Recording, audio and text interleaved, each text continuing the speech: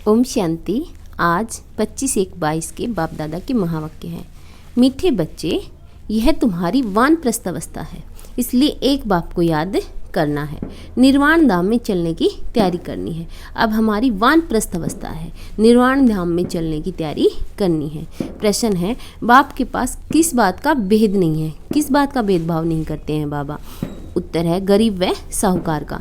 हर एक को पुरुषार्थ से अपना उच्च पद पाने का अधिकार है।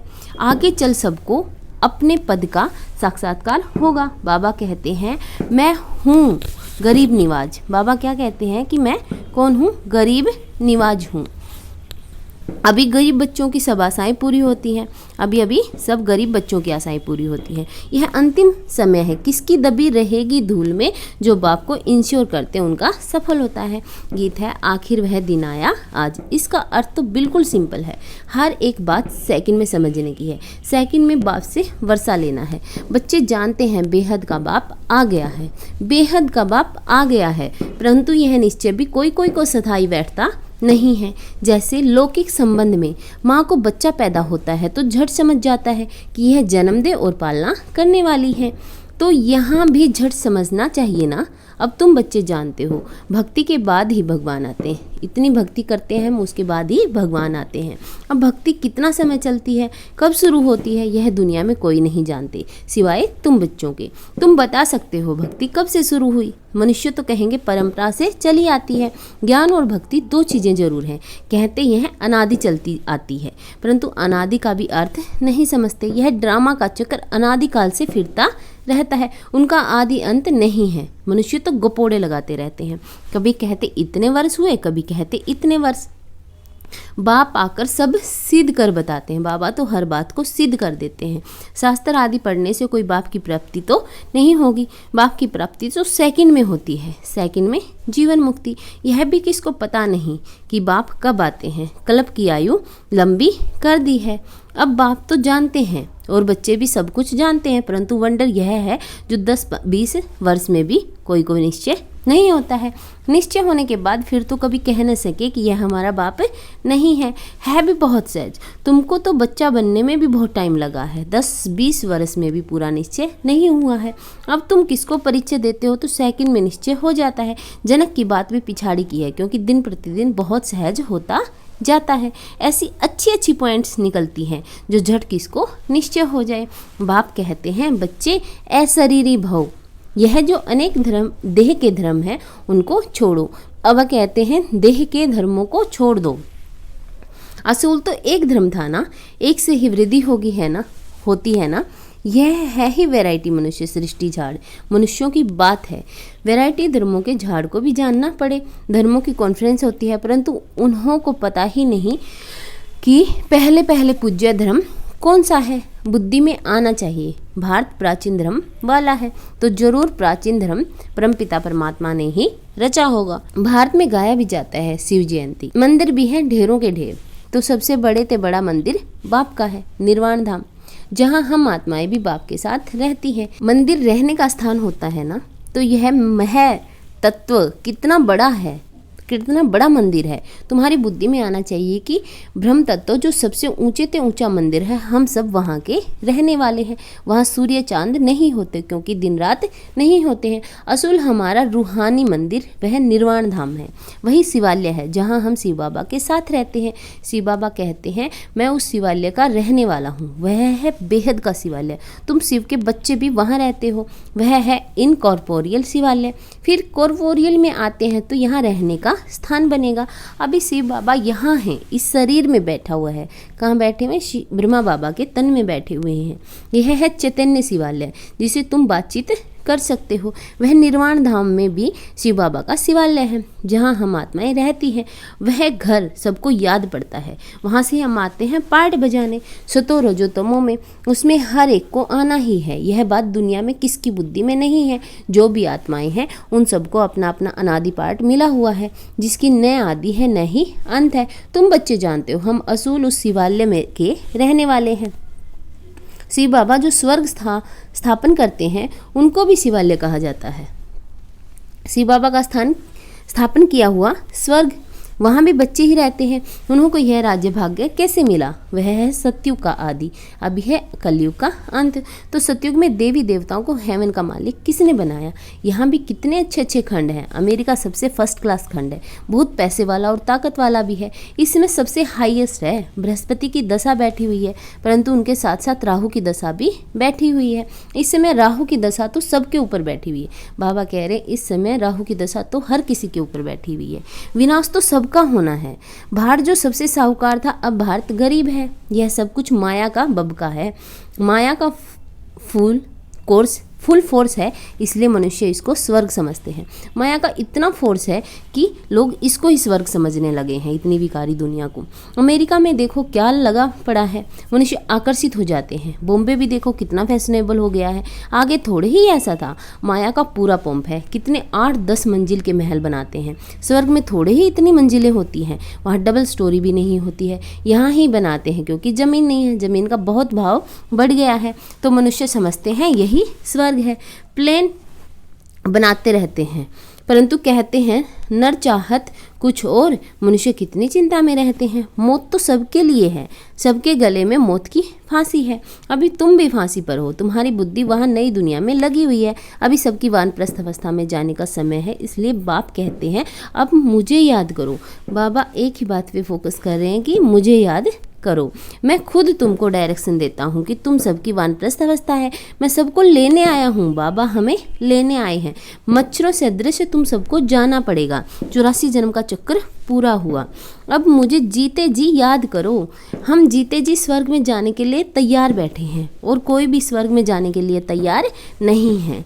अगर स्वर्ग जाने की खुशी हो तो फिर बीमारी में दवाई आदि भी न करें। तुम जानते हो वह स्वर्ग में भी जाते नहीं हैं। अब हम स्वीट होम में जा रहे हैं। वह है गॉड फादर का होम अथवा रूहानी शिवालय। फिर सत्यु को जिस्मानी शिवालय कहा जाता है। उस स्वर्ग में जाने के लिए हम पुरुषार्थ कर रहे हैं। बाबा ने समझाया है ब्रह्मा का दिन और ब्रह्मा की रात मशहूर है। जब रात पूरी होती है तो मैं आता हूँ। लक्ष्मी नारायण का दिन और रात नहीं कहेंगे, भल है वही, परंतु ब्रह्मा को दिन और रात का ज्ञान है, वहाँ लक्ष्मी नारायण को यह ज्ञान नहीं है। इसलिए ब्रह्मा और ब्राह्मण और ब्राह्मणियाँ समझते हैं कि शिव की रात्रि कब होती है। लक्ष्मी नारायण को दिन रात का ज्ञान नहीं है कि कब ब्रह्मा का दिन और कब ब्रह्मा की रात होती है। लेकिन अभी जब ब्रह्मा तन में है बाबा आत्मा, तो उनको सब ज्ञान है। दुनिया तो इन बातों को नहीं जानती। शिव है निराकार, वह कैसे आए यह भी पूछना पड़े ना। शिव जयंती पर तुम बहुत सर्विस कर सकते हो। राजधानी स्थापन हो रही है। अभी बहुत छोटा झाड़ है और इस झाड़ को तूफान आते हैं और झाड़ों को इतने तूफान नहीं आते। उसमें तो एक के पिछाड़ी और सब आते जाते हैं। यहाँ तुम्हारा नया जन्म है। माया के तूफान भी सामने खड़े हैं और किसको तूफान का सामना नहीं करना पड़ता। यहाँ धर्म की स्थापना में माया के तूफान आते हैं। बहुत ऊंची मंजिल है। विश्व का बादशाह बनना है, कोई नई बात नहीं है।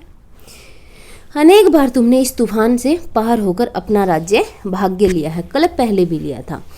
जो जिस रीति पुरुषार्थ करता है उनका साक्षात्कार होता रहता है। जितना आगे चलेंगे तुमको साक्षात्कार होता है कि यह कौन सा पद पाएंगे। मालूम तो पड़ता है ना कि यह कैसा पुरुषार्थ करता है। गरीब अथवा साहूकार की बात नहीं है।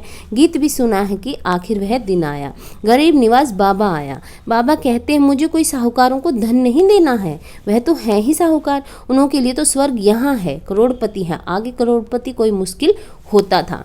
अभी तो करोड़ मनुष्य के पास दीवारों में छिपे रहते, करोड़ों रुपए दीवारों में छुपे रहते हैं, परंतु यह किसके काम आने वाला नहीं है। पेट कोई ज़्यादा नहीं खाता है। ठगी से पैसे इकट्ठा करने वाले को नींद भी नहीं आती होगी। पता नहीं कहाँ गवर्नमेंट छापा न मारे। बाप कहते हैं याद रखना यह अंतिम समय है। अब किसकी दबी रहेगी धूल में, सफली होगी साई जो खर्चे नाम धनी के। धनी तो अब स्वर्ग का मालिक बनाते हैं। अब तुम बाप के पास अपने को इंश्योर करते हो।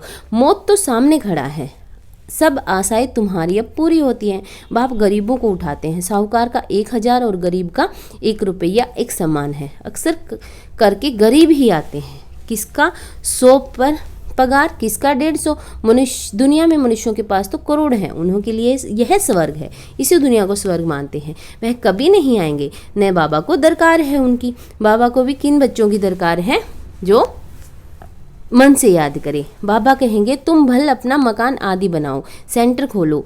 हम पैसा क्या करेंगे? सन्यासी लोग तो बहुत फ्लैट आदि बनाते हैं, उनके पास बहुत मिल्कियत रहती है।